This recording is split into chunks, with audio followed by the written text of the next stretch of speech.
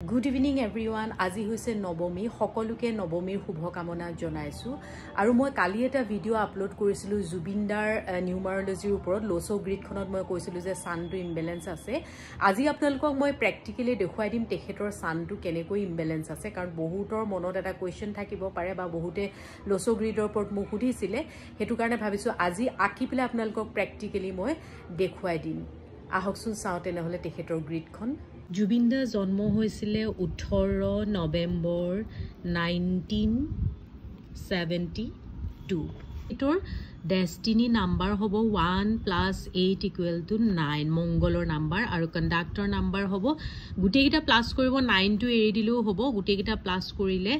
7 8 9 10 11 12 13 14 15 16 17 18 19 20 21 21 হলে 2 + 1 = 3 বৃহস্পতিৰ মানুহ এতিয়া আমি লোছো গ্ৰিডখন বনাই লম এনেকুৱা ধৰণে সিম্পল কে ঘৰ কেটা আকি ললো এতিয়া প্ৰথম আমি দিম তেখেতৰ ডেষ্টিনি নাম্বাৰ 9 এটো হৈছে মঙ্গলৰ ঘৰ তাৰ পিছত আহিব বৃহস্পতি কণ্ডাক্টৰ নাম্বাৰ 3 বৃহস্পতিৰ ঘৰত তাৰ পিছত আমি এই গুটে ভ্যালু গিটা পুট কৰি যাম 1 আহিলে 1 টো সানৰ জায়গাত দিব লাগিব এটো হৈছে সানৰ ঘৰ তাৰ পিছত আহিলে 8 to শনিৰ নাম্বাৰ তাৰ পিছত আহিলে আকৌ 1 তাৰ পিছত আহিলে আকৌ 1 তাৰ পিছত আহিলে আকৌ 1 তাৰ পিছত আহিলে 9 তাৰ পিছত আহিলে 7 কেতুৰ ঘৰ আৰু 2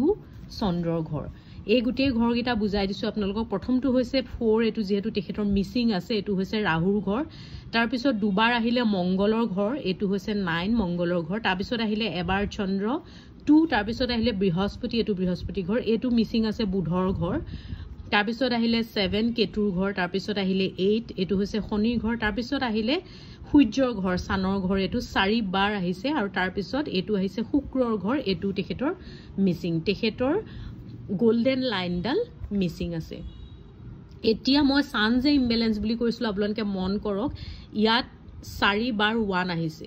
সানৰ মানুহবিলাক সাধাৰণতে কি হয় জানেনে লিডাৰশিপ কোৱালিটি থাকে এনাৰ্জেটিক হয় ডমিনেটিং হয় ক্ৰিয়েটিভ হয় ফ্ৰীডম লভাৰ হয় want to live his or her life like a king আৰু কি হয় ইগোইষ্টিক হয় প্ৰাউডি হয় ইন্টেলিজেন্ট হয় হট টেম্পাৰ্ড হয় আৰু কি হয় ষ্ট্ৰং উইল পাৱাৰ আৰু পপুলাৰ হয় হেতু কাৰণে সানৰ মানুহবিলাকে কেতিয়াবা এৰোগেন্ট হৈ যাব পাৰে তেখেতৰ মৃত্যুৰ দিনটো মনত আছে নে 19 সেপ্টেম্বৰ 1 + 9 = 10 = 1 এটো সানৰে তাৰিখ গটিকে এটো তেখেতৰ ৰিমেডি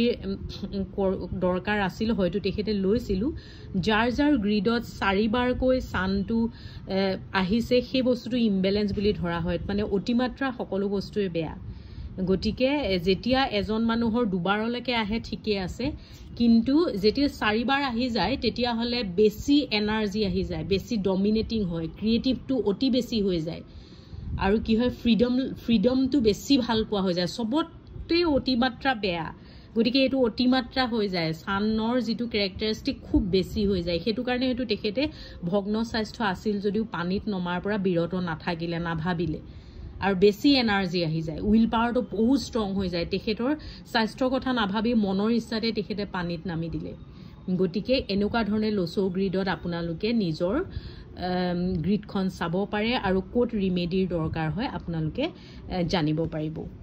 আশা কৰো আপোনালোকে বুজি পালে মই যেনেকৈ আকি দেখুৱালো কাৰোবাৰ যদি কিবা কোৱেশ্চন থাকে নিশ্চয় কমেন্ট বক্সত কমেন্ট কৰিব পাৰিব আজিলৈ আহিছো তেনেহলে বাই